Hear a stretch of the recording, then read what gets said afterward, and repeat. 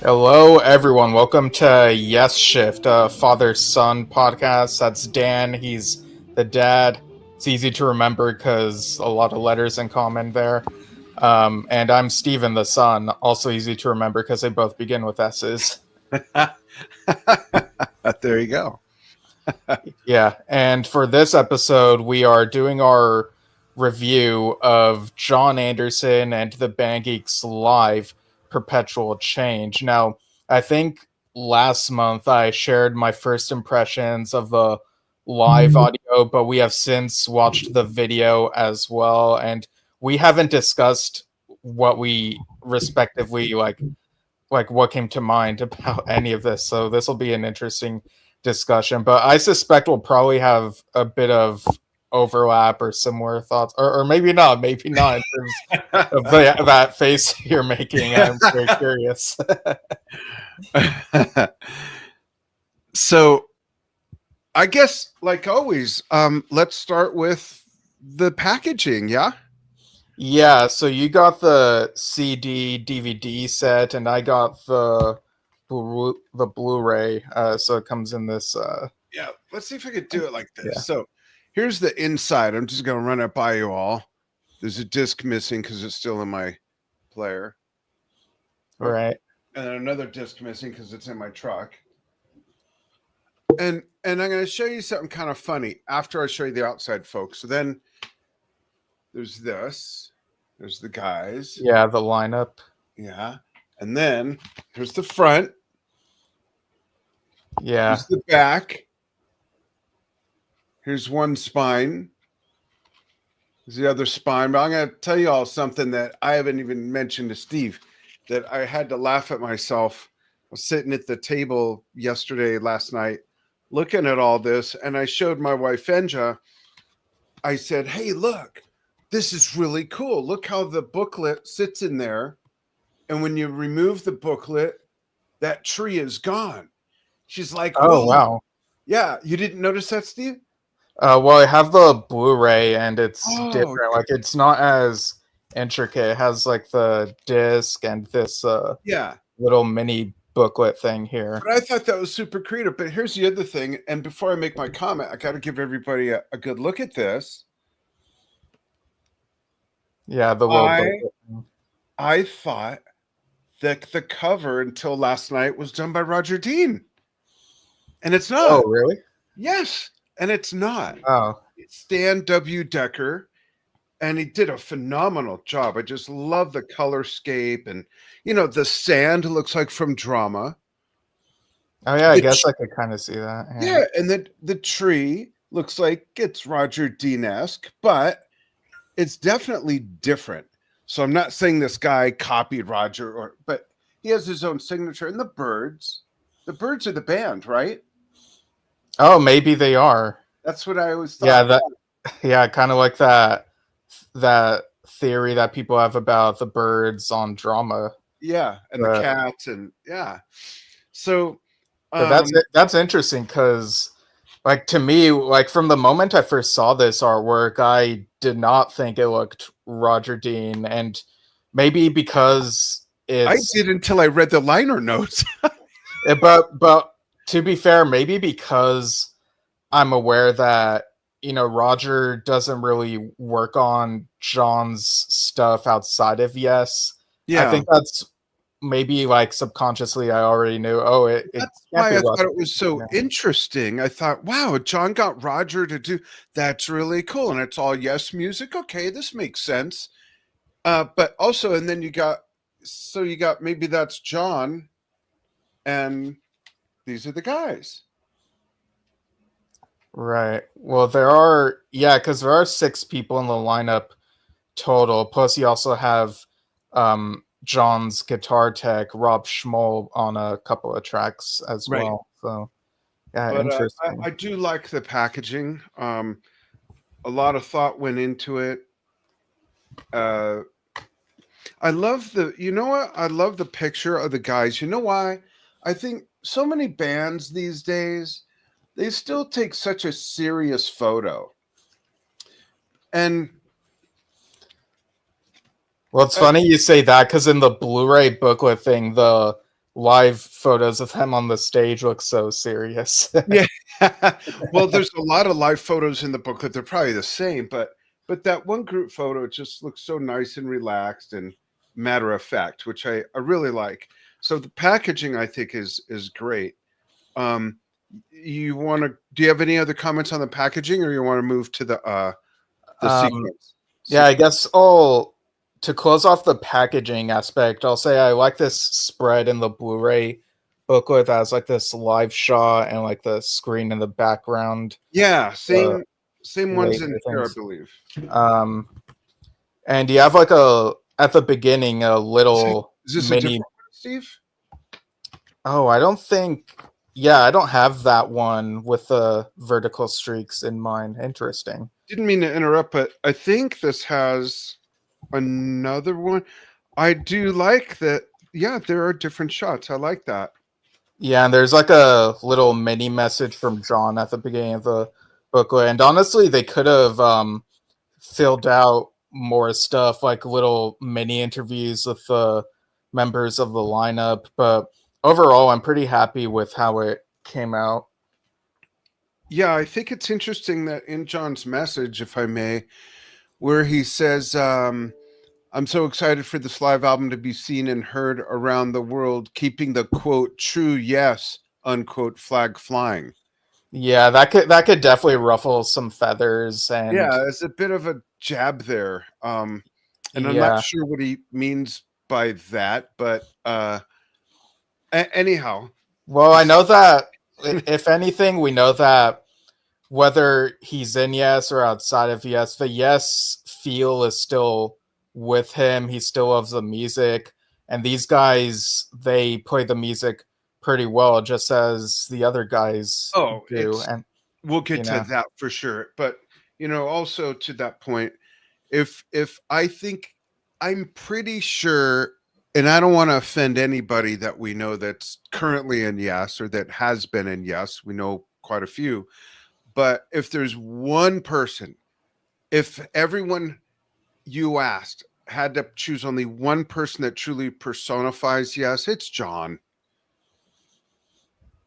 yeah, lots of people would say that John to them is Yeah. Yes. Yeah. You do have others who would say Chris, or you have to have Steve in there as well. But they are all talented musicians, and I'm glad that they're all Absolutely. playing Yes music. Absolutely. Everyone who's around and doing this, yeah. Yeah, for those who don't know, Steve and I absolutely champion, the Yes flag that's flying now, and appreciate the members and what everybody there is doing. It's still very meaningful with John, Steve, Billy, Jeff Jay, and uh, Jay, yeah. Jeff. Yeah, it's a very strong band. You can't take that away from them. But let's get to the inside, the music, because I do have Right. So a the comment. Yeah. yeah, so I should also mention this was recorded across two shows from May 12th to May 13th, 2023. So these were at the Arcadia Theater in St. Charles, Illinois, and the DePlain Theater in DePlain, Illinois. And the track list includes Yours Is No Disgrace, Perpetual Change, Close to the Edge, Heart of the Sunrise, Starship Trooper, Awaken, And You and I. Weirdly, it lists Your Move / I've Seen All Good People, when like the second part of the track is typically called All Good People, and the whole thing is all I've Seen All Good People. But Yeah. anyway, then you have Gates of Delirium and Roundabout. Showed a little bit of clips there. I'm going to leave it there because there's something I want to say about that particular scene. So what do you think of the track sequence and listing? I think it's pretty good. It represents that first year that they were touring. If I remember correctly, though, I think they might have played Ritual that year as well. So I don't know if they didn't play at those shows in particular, When we maybe. saw them, you're saying in August? No, I'm saying in 2023, I thought that they played Ritual. I think we might have seen them play Ritual last year too, though. So I don't know. Maybe they're saving that for a later thing, for all we know. Yeah, and I'm happy with the set list and the order of the songs and all that. But I have to say, I was surprised of something. But then after thinking about it, I believe I understand why they left out. They left out, a couple of the new songs that we saw them play. Right, As because they hadn't been made yet. oh, why was I thinking this was from the tour we saw? I don't know. This is from 2023, like I just Oh, said. that got it, got it. Okay. Well, then that does answer my question. I'm sure there will be a DVD of there better be of either the current tour or last year, whether with Matt Beck or with Andy, that does show and more so it would make sense from this latter tour, being that it'll include counties and countries and some of the other newer songs. I would have liked to see Owner of a Lonely Heart with Richie on guitar and Andy Oh on bass. yeah, yeah, they have played that too. Yeah, and they switched, remember? Yeah, and I think you do raise a good point, though. There were a few people here and there I saw who like were really hoping that something live with the newer tracks would come out. So it kind of feels like maybe this video it could have come out a sooner. Like Yeah, maybe like this very well could have been their first official release, and then they could have released the album true. True. But I agree. maybe for all we know, maybe their reasoning, they needed to get a record label first. They ended up on Frontiers, and then they wanted to put out the True album. So maybe they felt that the studio album first Yeah. is a strategy to go. But all that being said, yeah, like put out some more live stuff of the subsequent set lists with the newer stuff. Yeah, absolutely. And that's exciting because that could come out within a year, reasonably. Yeah. And I wonder if it would be with Richie or with Matt and because there was a Well, lineup change. Richie's on all of them. I'm sorry, Andy on guitar. I was referring to. Right. Yeah, I'd be curious too. Yeah, but so you saw them with Matt. How was that? Yeah, it was great. I did my review afterward, like the day after or 2 days after or something, and it was a really good show. People seemed to be into it, although I guess they could have been a little livelier. Definitely an older crowd from what I could see, and there were a couple people who I saw get up during one of the newer songs. So I guess to me that makes me think that there are some casual concert goers who only go for the songs that they know, maybe, which Maybe. is kind of weird for me to fathom, but I guess I Or they understand could that be that's a like thing. me and just really had to pee. Yeah, maybe. Yeah, I mean, but I do want to say that, folks, if you're the kind of Yes fan that is really into things like Close to the Edge and Awaken and Gates of Delirium, this will not disappoint. And I froze it here because even though I saw the show last August with Steve with this same lineup and the same songs, I was so blown away by Andy's replication of Steve Howe's guitars on a completely different guitar. And he's playing it. I asked him about this after the show. He's playing this SG here. And the SG, if I remember correctly, he either outfitted it himself or had it outfitted with it has 4 pickups. And typically an SG isn't set up like that. But Steve Howe is playing a Telecaster in the beginning, I'll say half of the song, and then switches later to his red Les Paul, if I remember correctly. And they're completely different sounds. But on this guitar, I was just absolutely blown away how much he sounded like. If someone said, "Hey, dug up this old Yes bootleg, check this out," I wouldn't doubt it for a second. It's that good. The whole thing really is. But then the same thing with in Gates of Delirium, which is absolutely a Telecaster on the recording and the way Steve performed it in the early years. And Andy is playing a Stratocaster. There it is. And it sounds exactly like the record. I mean, it's truly incredible. And by the way, I love the bass that Richie has. The green Rickenbacker is just really cool. But I can't say enough about the musicianship, and you could see it. You see it on John's face, Yeah. just how absolutely blown away he is. I mean, they're laughing to each other and themselves that, well, there's the guy, and John's laughing to himself like, oh my God, these guys are just absolutely crushing Yeah. it. It's right. It's such a symbiotic success in the marriage of everybody's talents. I can't say enough about it. I'm as a hardcore Yes fan since 1971, 72, and really in tune with the different sounds and the gear and all that.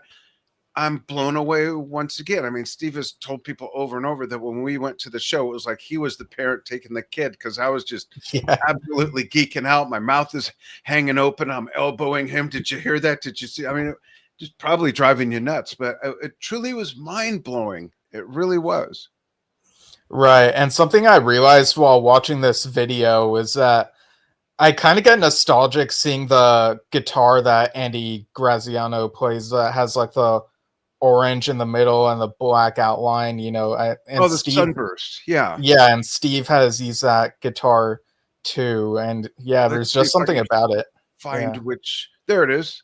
Only it's a different. Oh no, that's a Gibson, either 335 or 337. But yeah, it's the dark sunburst, and it might not be called a sunburst. Sometimes it's called a. Someone help me out. Comment if you know. And we'll look at comments in a moment. It's a not sunset. It's a tequila something. I don't remember. But yeah, you're right. It's the same theme. That's the same guitar that Oh, Steve there it is. plays in Close to the Edge, only Steve plays a green one. Yeah, Okay. but Yeah, the I bass also player's like really how. cool. Oh, sorry. I also like how John is wearing a Tales from Topographic Oceans Yeah, shirt. he's like being fanboy of his own stuff. It's great. I Yeah. love it. Yeah. But So I guess in a way, you kind of do have a bit of Roger Dean in this. yeah, and you see the visuals here are great. But most of all, what was he, 78, 79 at the time? Just Uh, absolutely yeah, amazing. 78. Just amazing. It defies human physics as far as the Right. vocal cords and notes. But there's one other thing I want to point out that Steve will probably make fun of me about. Let's see. It would be during Awaken. I could not, like, the whole show until it happened, I could not remember. I remember this drum being on stage, but can I zoom in? Oh, that big white drum Yeah. that Andy Ascalise is standing next to. Yeah, I could not for the life of me remember when do they use it. And I'm thinking, is it for ritual? But what happened was, a little spoiler alert, he plays that where Alan White plays the timpani in the closing section of Awaken. And I just couldn't remember that until he did it. And I thought, I kind of laughed at myself. That was funny. Mr. Detail, every little bit of gear and every nuance of the song. I just couldn't place it. I thought, Ritual's not on here. So what is that? So that's what it is.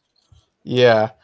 And regarding the visuals, on the stage, they have the big screen behind them and the 3D animated stuff. Some of it is somewhat reminiscent of Roger Dean type fantasy with landscapes and floating islands. Yeah. And the visuals were done by Richie Castellano and Mickey Byrne. And I'd figured Mickey was involved in it because he does all the visuals for the stuff that's on John's YouTube channel.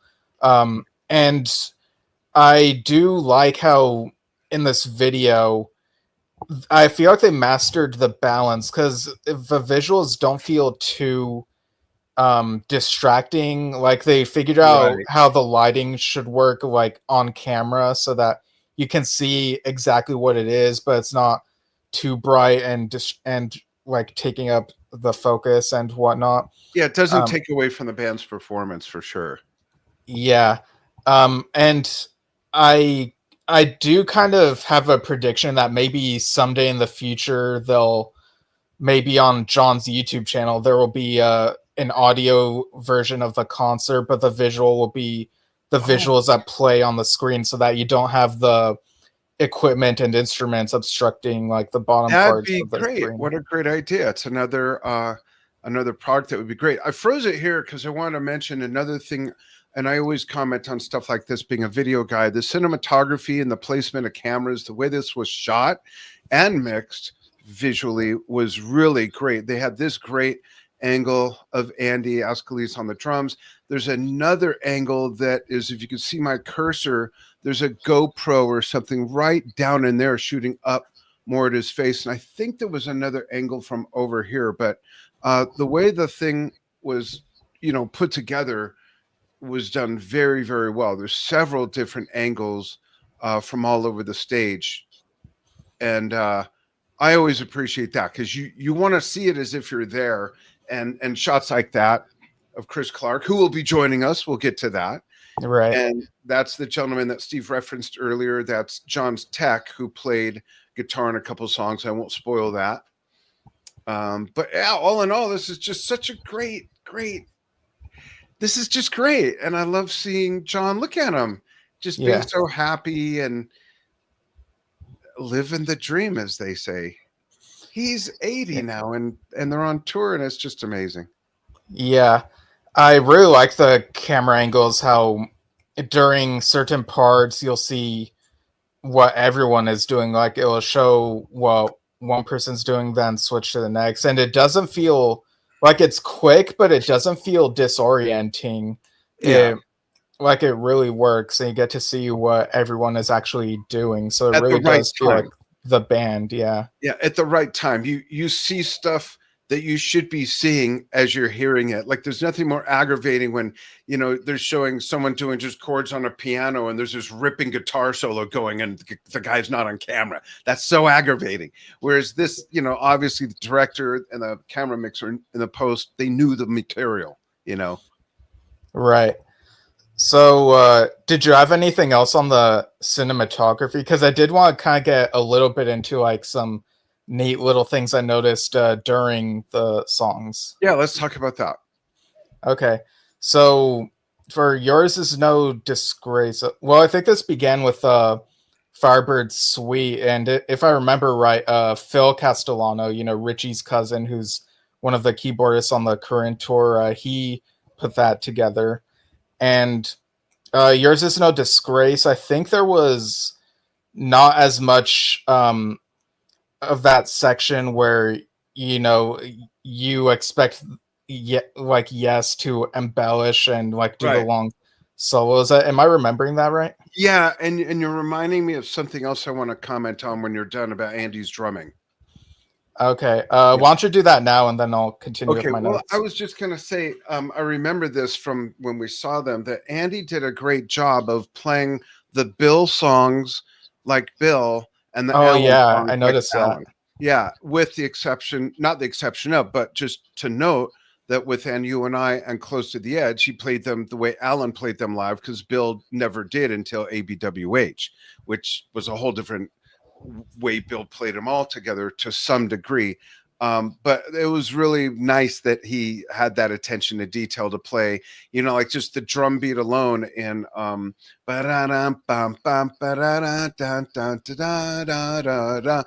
drum beat that Bill does is completely different from the way Alan ended up playing it live. And Andy stuck to the Bill stuff the way Bill did, and obviously Alan stuff the way Alan did. So I really liked that. That was really cool. Yeah, so I noticed that too, how the Bill stuff felt very much like the way he played them. So it was a cool mix. And yeah, Perpetual Change, which of course also part of the Bill era. And then on Close to the Edge, I noticed, and I think I noticed this when we saw them, how there's a bit where Robert Kipp, one of the keyboardists here, he threw in a little bit of revealing Sons of God, I think, with a like during the I Get Up, I Get Down intro. And I thought the vocal harmonies were mixed so well on that I Get Up, I Get Down section, because I think on other live recordings of Close to the Edge, sometimes maybe it's because now I'm focused more on the vocal harmonies, but I was really impressed how they stood out and weren't like just in the background. And we get the camera switching to like who's singing what, so to give you a good idea of like, oh, maybe this person is singing that higher part, or but yeah, that was really cool to see. And Same, if same with Awaken. You know, when they're doing those counter vocals in the big swell in the beginning of Awaken, so all that, and then the different words that like Chris and Steve would have been singing, you could see same thing, who's singing what. But the Band Geeks choir is definitely a thing. Those guys can all sing, and yeah, they it felt all, like all of them were contributing. Yeah. yeah, I loved that. And you can even see which keyboard bits Robert Kipp and Chris Clark were playing. Like Yeah, Robert was doing the doo doo doo, and Chris was putting some doo doo doo doo like on top of it or something. yeah. So I I love thought that Steve's was cool. rendition of when he sings music. Yeah, yeah. I don't do it as well as trust me. The Blu-ray sounds great. Um, an odd thing I kind of noticed though was on the when John sang on the hill we viewed the silence of the valley, it was just him singing that part, whereas I'm so Oh used yeah, to the whole choir singing yeah. that I wonder part. So why they didn't. It's not like they can't sing. It's clearly evident on the whole thing that they can. I wonder why that is. yeah, I don't know. That's a I don't- curious thing, Yeah, but overall, a really great performance, Close to the Edge. Heart of the Sunrise. I noticed there were some nice embellishments in the intro, and you got some cool back and forth between Richie and Andy Ascalese. I was going to mention that. Yeah, Yeah, Starship Trooper. I thought it was funny how John introduced it as like another well-known phrase or saying. This is Starship Trooper, and I don't know that that's the well-known phrase or saying, but maybe it is among fans of Yes. Um, but the vocal harmonies at the part where it's like um, follow and all the stuff that comes after that, it feels yeah, more like the Yes album version than some yeah, live versions I've heard, which I thought was fascinating. yeah, yeah. I agree. But that's Uh, cool the way they honored the older stuff the way it was originally done. yeah, and Awaken, you already talked about Andy and the big drum. I took note of that too. Um, and You and I, and I've Seen All Good People. Those are where we have Rob Schmoll on guitar. Yeah. Um, and on this next one, for Gates of Delirium, John was like, "Sing along to this next song. It's called Gates of Delirium," and that's it's not something I'd typically think of as like a sing along Sing along. Yes song. Like, Listen, could we fight for? Imagine the bouncing ball with the lyrics. Fight yeah, forever. um, I did notice he sang "Should we save our children" instead of "Should we leave our children," but yeah, it still feels like it's part of the song. Like it didn't stick out too much unless like you know the lyrics by heart, and it's like, what? Oh, okay, yeah. but it's still really solid. Can I mention something about Awaken? I forgot to mention, Um, or you want to yeah, do yeah, roundabout? go ahead. Well, Roundabout, I was just gonna say, I kind of like how there's a moment where it kind of looks like Richie is doing this hand motion where it's like, was he like surfing or something during the do do do do do do do do do do do do during I'm that so part? glad they didn't cut that out. I might have charged the stage if they had cut that out. Right, right. I think we talked about that when we saw them. But what was the thing you have to say about Awaken? I don't want this to sound like too much hyperbole, but the when you take this song from like the church organ or the organ bam,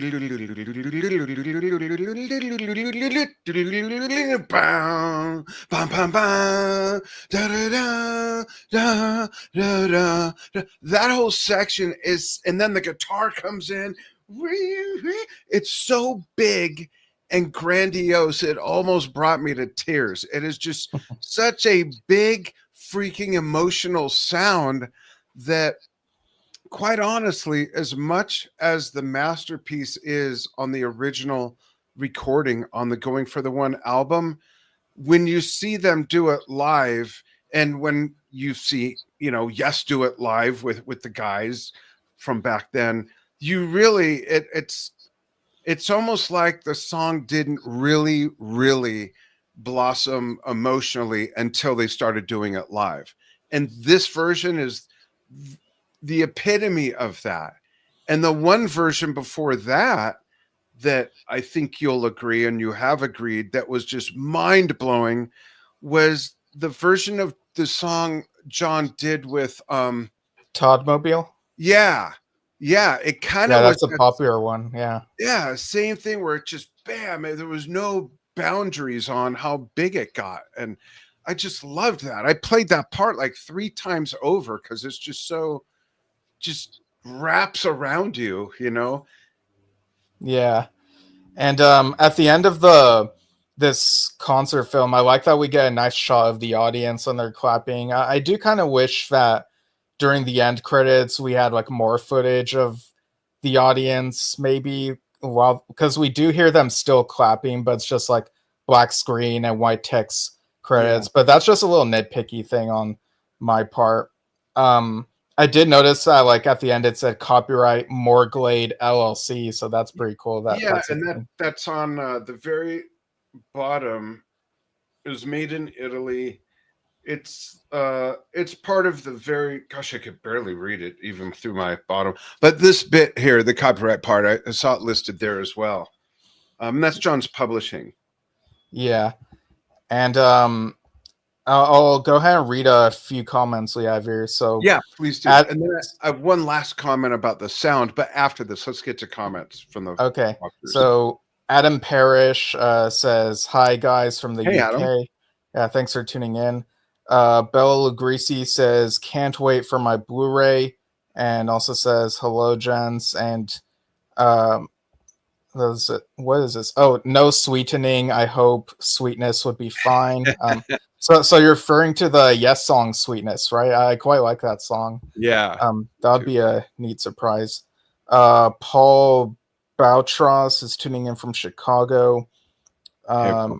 And Shane Mullen says Richie is a workhorse. Good to see him keeping Blue Oyster Cult alive. Yeah, Richie is basically alternating between this and Blue Oyster Cult. That's crazy. So very busy. And and Bella says he's from Sun Hilo and plans to sing till 103. There you go, John. Yeah. And Dave Watkinson says more Morglade the better. John, England awaits. Yeah, they gotta bring this to the UK and Europe if possible. Yeah. But what's your comment on the sound? So a confession, we have this 74-inch flat screen and a pretty decent sound system for it. And I couldn't watch it on that because I forgot that when we got that about 9 months ago, something like that, we had a 60-inch, and this thing barely fits like where we put it between these giant bookcases. And at the time, I was just so excited to hook it up and connect the Fire Stick TV thing to it that I didn't get the other connections and plug them in from, yes, folks, a VCR and a DVD player. So I'm all excited. I put the DVD in I went to put the DVD in the thing and it won't turn on. I'm like, oh no, what's going on? I never reconnected all that other stuff. And the TV is on these legs and there's no room to like swivel it and get back to. I'm like, man, this sucks. I got to watch this thing. So, and I thought, I have a DVD, an external mini DVD player that's sitting on my PC tower. And I thought, I really don't want to watch this in my office. I mean, I love my office. I love the environment and everything. But I was like, man, I really don't want to do that. But what I did was, just getting up. yeah, I lit the candles. I turned down the light. I made it full screen. And I just sat back. I turned it up all the way. I got a pretty decent sound bar. made for that in here, and it was great. And I have a 3-foot screen on my computer. It's literally like it's this wide, but it still sounded and looked amazing. And someday I'll watch it on the big one. By that time, probably the one from this tour will come out with the new stuff from True. But it's still, my point is that no matter what you watch this on, it's going to be a treat. I want to hear it with headphones on now. And yeah, because I have some nice studio headphones I could do that with. So that's next, and playing to some of it in the studio. Yeah, I watched my Blu-ray copy on my PlayStation 3. I do have a PlayStation 4 as well, but I don't think that plays Blu-ray. But yeah, I have like 2 different TV screens. I have like a really big one, and the PS4 connects to that, but the PS3 can't connect to it for some reason. So the PS3 connects to a smaller TV I have over here. It's like this big, but I it's still, I turned the volume up, and it was still a really cool experience watching this thing. How big is your other screen? It's weird that I don't know. When I visit Steve, by the way, he doesn't let me in the house. But that's the bigger screen, you mean? Yeah. It's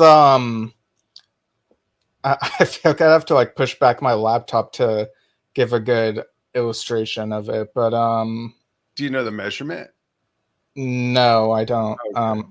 But it's like I don't know, like yeah, I'm not gonna be able to like give a good description of it. But that's cool. You're able to watch it on that, right? No, I watch it on the smaller screen. Oh, that's right. Yeah. Yeah. Okay. But yeah. Cool.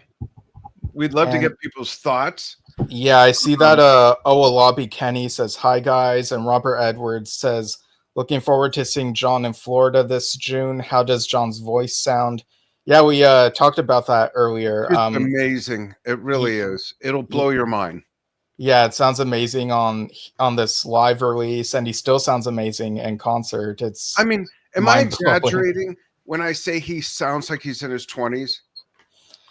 I think that I don't know if it's because I'm just super aware of how old he is. Like, I don't know. I feel like 20s John sounds a bit different from now, but it's not too big of a difference. He still sounds really fantastic, especially for someone of his age right now. And some people even say that his voice sounds like it's gotten better than how it sounded like a couple decades ago or something, which is really mind-blowing to think about, Yeah, and it could be that it's from taking care of it, from working it, exercising it, and he's further away from when he stopped smoking. So it could be that his voice literally got more elasticity in it and just better. He might be healthier now, even though he's ancient. Giants under the sun. That's right. Yeah. Just a real treat. And we'll show just while this is, as we leave, just a great product, a great,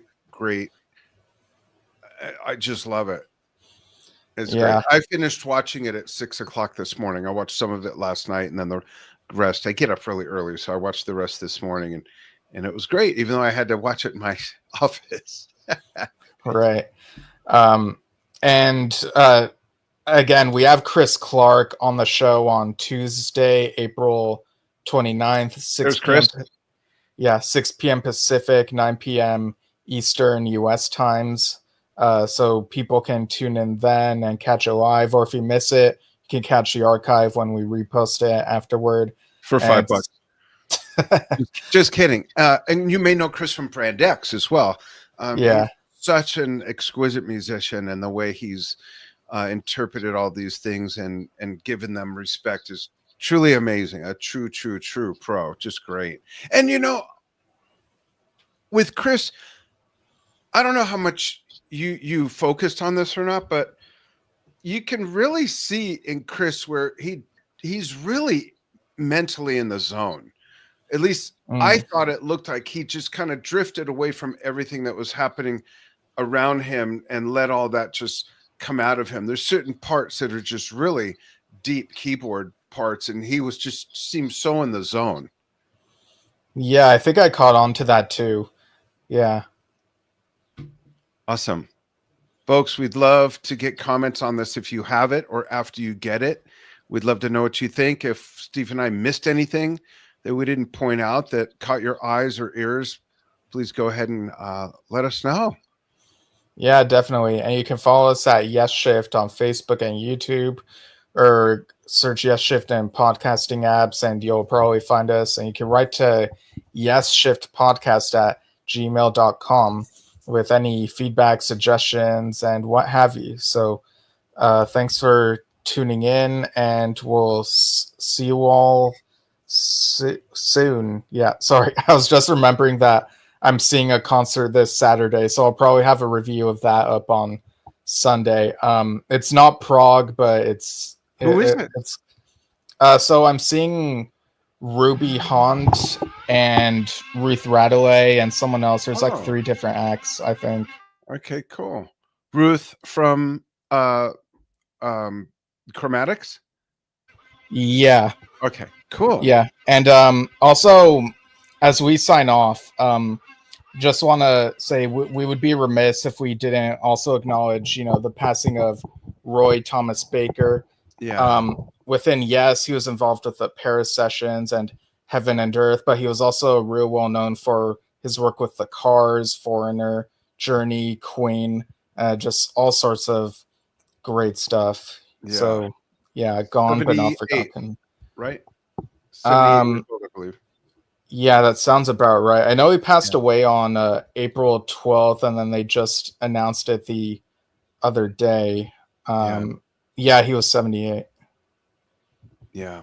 And tomorrow at noon on Drum Talk TV is the Drum Talk TV News Desk Report. We'll have some stuff about that and some other interesting things happening in the music industry, of some new things popping up from some older artists that you may recall from back when. Right, for sure. Cool. Thanks, everybody. All right. See you all soon.